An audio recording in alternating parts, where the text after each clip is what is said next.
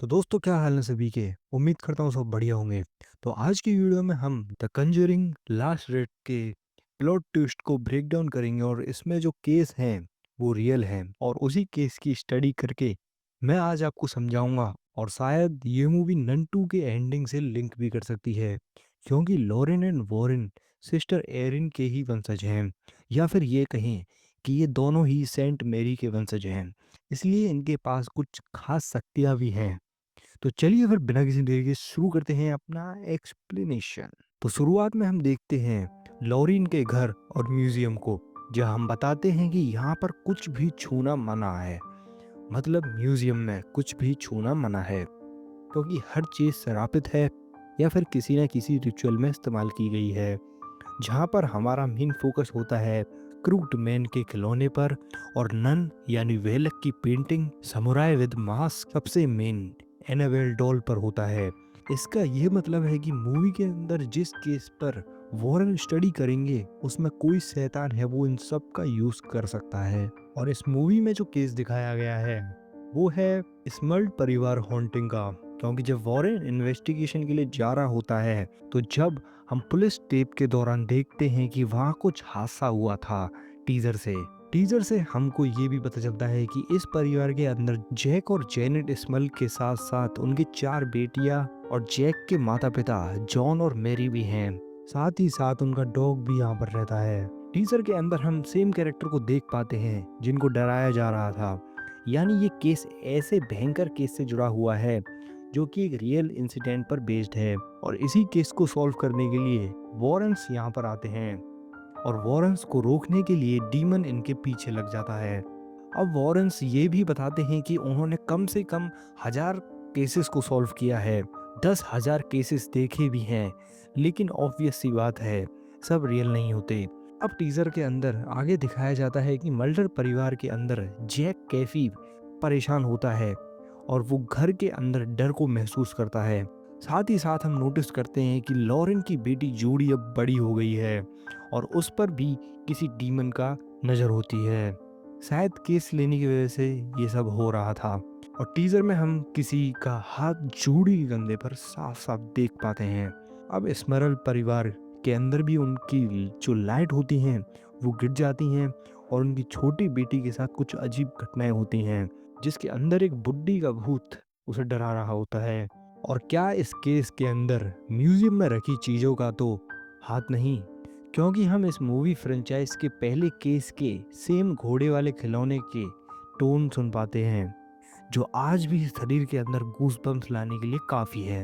अब Annabelle doll को भी हमने काफ़ी बार देखा है, और किसी भी चीज़ को टीज़र के अंदर डाल देना कोई लॉजिक नहीं बनाएगा, क्योंकि हम जानते हैं एक बड़ी चीज़ हमेशा होती है, जो सीन्स ट्रेलर और टीजर्स के अंदर होते हैं उनको फाइनल मूवी के अंदर चेंज कर दिया जाता है। काफ़ी सारे सीन्स हैं जिनको डिलीट किया गया है, और शायद से काफ़ी सारे लोग कहानी को प्रिडिक्ट कर लेते हैं या फिर ब्रेक डाउन कर देते हैं, जिसकी वजह से शायद डायरेक्टर कुछ सीन्स या फिर एंडिंग को चेंज कर देते हैं। बाकी हम देखते हैं कि इसी केस के सिलसिले में हम लॉरेन को ध्यान लगाते हुए देखते हैं, ताकि वो ध्यान की मदद से पास्ट में जाके देख सके कि इस घर में क्या हुआ था। यहाँ पर हम काफी सारी भयानक चीज देखते हैं, और हम देखते हैं कि लॉरेन की बेटी जूडी शादी के गेटअप में थी, जहाँ पर उसके साथ कुछ तो झोल झपाट होगा। सीन लॉकेट, जिसे बटिस्पा और मेल्टस जूडी को डराया करते थे, वो खून में भीग जाते हैं, जिससे हमें पता लगता है कि ये एक क्लियर वार्निंग है डीमंस की तरफ से कि लॉरेंस अब केस को आगे कंटिन्यू ना करे, वरना बहुत भयानक कुछ होगा। और यहाँ पक्का जूडी के साथ कुछ तो झोल झपाट होगा जो कि लॉरेन सहन नहीं कर पाएगी। अब लॉरेन यहाँ पर क्लियरली फील कर पाती है कि यहाँ कुछ ना कुछ गड़बड़ है, और केस के अंदर हम एनाबेल और 3 नए भूतों को भी देख पाते हैं। यानी कि यहाँ पर एक नहीं कई सारे केसेस के डीमन साथ आएंगे। वाओ। या फिर मेल्तुस कुछ अलग ही प्लान कर रहा होगा, शायद इस घर में मौजूद स्पिरिट का कोई इस्तेमाल कर रहा है। और ऐसा मैंने क्यों कहा इसकी मैं आपको थोड़ी देर में बताऊंगा। मुझे पर्सनली फील हो रहा है कि यहाँ पर डीमन है जिसके पास पास्ट में जाने की शक्ति हो सकती है, और उसने कुछ तो पक्का चेंज कर दिया है, क्योंकि हमें पास्ट की काफी सारी झलक दिखाई गई हैं और ये सब सैमुअल परिवार से जुड़ा हुआ है, क्योंकि उनके साथ भी बहुत भयानक घटना घट रही हैं। अब शायद सैमुअल परिवार में किसी न किसी की डेथ होगी, क्योंकि हम एक फ्यूनरल का सीन देख पाते हैं जो कि काफी डरा देने वाला होता है। और अंत में हम देखते हैं कि सैमुअल परिवार के अंदर लॉरेन एक लड़की को देखती है जिसके अंदर शायद कोई है, और वो कहता है या फिर कहती है, हम कब से तुम्हारा इंतजार कर रहे थे, लेकिन यहाँ पक्का एक से ज्यादा स्पिरिट हैं या फिर डीमंस होंगे जो कि लॉरेंस को मारने बैठे हैं। खैर, ये तो हो गई टीजर ब्रेकडाउन की बात, लेकिन अब बात करते हैं कि आखिर सैमुअल परिवार के साथ हुआ क्या था जो कि हम इस मूवी में दिखाया गया है। तो ये 1974 से 1989 तक की बात है, जब एड लॉरेन वहां नहीं आए। जब लॉरेन ने घर की चेकिंग की तो सबको पता चला कि इस घर के अंदर 3 स्पिरिट और एक डीमन था, और ये डीमन इन 3 स्पिरिट को कंट्रोल करके पूरी परिवार और लॉरेन को खत्म करना चाहता था। यहाँ पर एक डरावनी बुढ़ी औरत थी जो यहाँ पर छोटी बेटी को डरा रही होती है, और ऐसा हमने एक सीन टीजर के अंदर भी देखा है। यहाँ पर एक जवान वॉयलेंट लड़की की भी आत्मा है, और एक आदमी था जो यहाँ पर बहुत तड़पा था और फिर मारा गया था, और उसका सीन भी हमें यहाँ टीजर के अंदर दिखाया जाता है, जो कि शायद से यहाँ पर जैक को खत्म कर रहा है। साथ ही साथ आखिर में एक डीमन मिला था जो उन 3 स्पिरिट को बहुत ज्यादा कंट्रोल करके इस परिवार को खत्म करने को कह रहा था।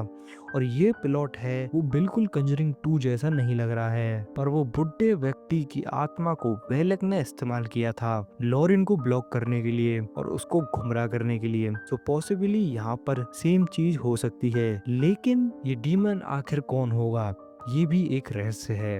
हो सकता है इस बार ये मेल्थस हो, क्योंकि वो कभी भी एनाबेल डॉल को छोड़कर गया ही नहीं था, और वो हमेशा वॉरेंस के पीछे ही था कि कब मौका मिले और वो उन पर वार करे। अब इस डीमन ने सैमुअल परिवार को बड़ा परेशान किया था, और वॉरेंस को भी।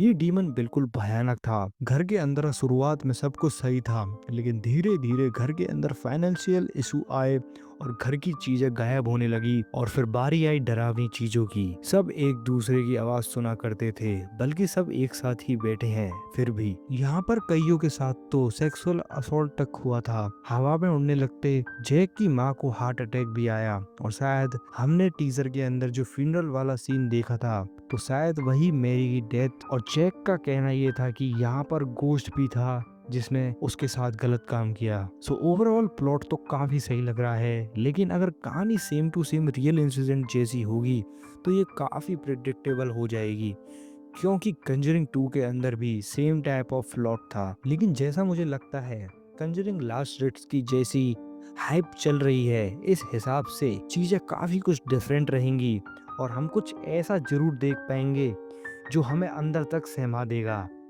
तो दोस्तों, आज की वीडियो में इतना ही। बाकी मिलते हैं नेक्स्ट वीडियो में।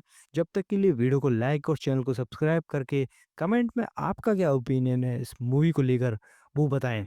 मैं मिलता हूँ अगली वीडियो में, जब तक के लिए बाय बाय।